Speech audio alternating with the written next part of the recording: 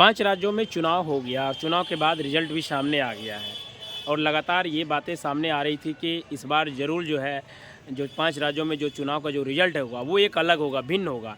लेकिन यहाँ तो बीजेपी की ही जीत हुई है और बीजेपी को लेकर के लगातार आप जो है कोसा जा रहा है कि कहीं नहीं रहेगा कोई पार्टी। अब बिहार में भी अपनी सरकार बनाने को तैयार है। क्या लगता है कि बिहार में भी बीजेपी आ सकती है?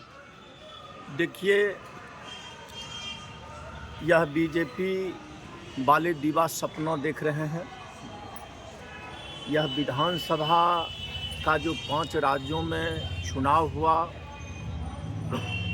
जनता का मन मिजाज देखने को तो मिल रहा था, बदला हुआ था। जनता इस देश की महंगाई से त्रस्त है, जनता इस देश की बेरोजगारी से त्रस्त है। जिस तरह से वर्तमान भारत सरकार ने किसानों के साथ जो अत्याचार किया, नौजवानों के साथ जो धोखाधड़ी किया, खास करके देश की सीमा सुरक्षा के साथ जो वर्तमान केंद्र सरकार के द्वारा खिलवाड़ किया जा रहा है, और ख़ास करके इस देश के मणिपुर स्टेट में इस देश की माताएं बहनें के साथ जो कुकर्म किया गया, जो दुष्कर्म किया गया, यह अंग्रेजी हुकूमत से भी बदतर स्थिति यहाँ की माताएं, यहाँ के बहनें के साथ इस शासनकाल में हुआ। अब रही बात ये 5 राज्यों की चुनाव के संबंध में, तो हमारे जो सामाजिक समरसता के संगठन के लोग हैं, जो भारत के संविधान को बचाने वाले संगठन के लोग हैं, या भारत के संविधान पसंद नागरिक इस देश के, उनके जहन में आज भी नहीं पच रहा है कि जिन स्टेटों में भारतीय जनता पार्टी सत्ता में वापस आई है वो मत से आई है या धोखाधड़ी का, यह जांच का विषय है। जनता नहीं चाह रही है। वो कहीं न कहीं व्यापक पैमाने पर ईवीएम सेटिंग से यह सरकार बनी है।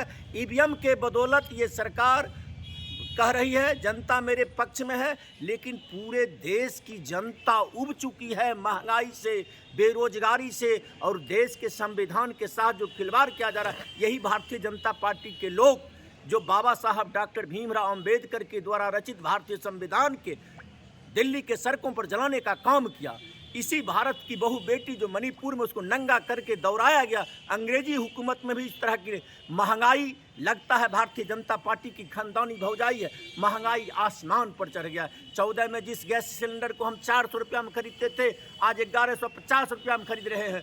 14 में जिस टैबलेट को हम 5 रुपया में खरीद रहे थे, आज 25 रुपया में खरीद रहे थे। महंगाई चरम सीमा पर है। आज देश की स्थिति है 63% लोगों को दवा नहीं पूर रहा है, 62% के लोगों का बच्चा भी स्कूल नहीं जा रहा है।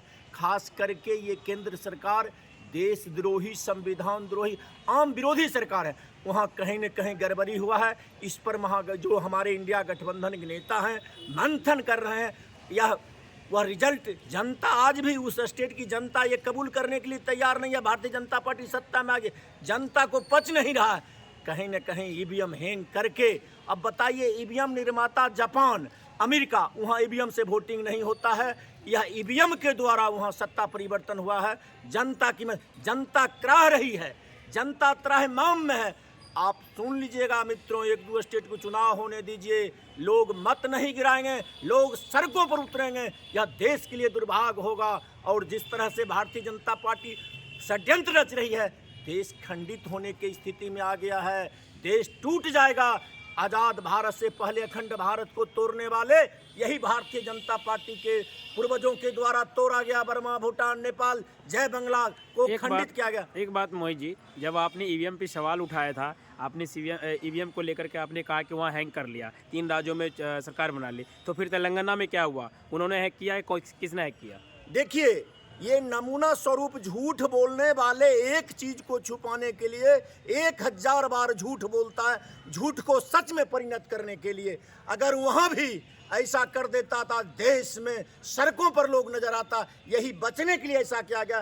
पूरे तरह से ईवीएम हैंग किया गया। जनता को पच नहीं रहा है उस स्टेट का चुनाव, और ये भारतीय जनता पार्टी को आज ने कल इस देश की जनता लाठियों डंडा से खदेड़ने का काम करेगा। ईवीएम घोटाला बाजी सरकार को भगाना होगा। एक तरफ देशद्रोही की भी बात हो रही है। आपने कहा कि मणिपुर की बात जहाँ पर वहाँ पर बीजेपी के लोगों ने जिस तरह से किया है काम, तो वो फिर भी तो सत्ता में आ रहे हैं, तो फिर कहीं ना कहीं जनता का तो रुझान जनता है। मत से नहीं आ रही है सरकार, केवल जनता के नाम पर ईवीएम घोटाला हो रहा है। जनता तो आज जाइए, जिन स्टेटों में चुनाव, छत्तीसगढ़ जाइए, मध्य प्रदेश जाइए, राजस्थान जाइए, वहाँ के जनता का सर्वे करिए, जनता इनके पक्ष में नहीं है।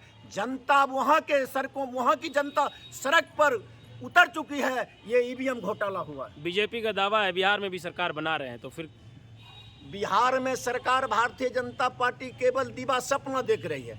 बिहार में आदरणीय लालू प्रसाद यादव जी, डॉक्टर राम मनोहर लोहिया, लोकनायक जयप्रकाश बाबू, जननायक कर्पूरी ठाकुर के बाद पूरे देश में समाजवादी नेतृत्वकर्ता के रूप में, शोषित, पीड़ित, दलित, वंचित वर्ग के नेतृत्वकर्ता के रूप में अगर कोई देश में नेता है तो राष्ट्रीय जनता दल के राष्ट्रीय अध्यक्ष आदरणीय लालू प्रसाद यादव जी हैं। इसलिए बिहार से तो भारतीय जनता पार्टी सपना देखना बंद कर दे।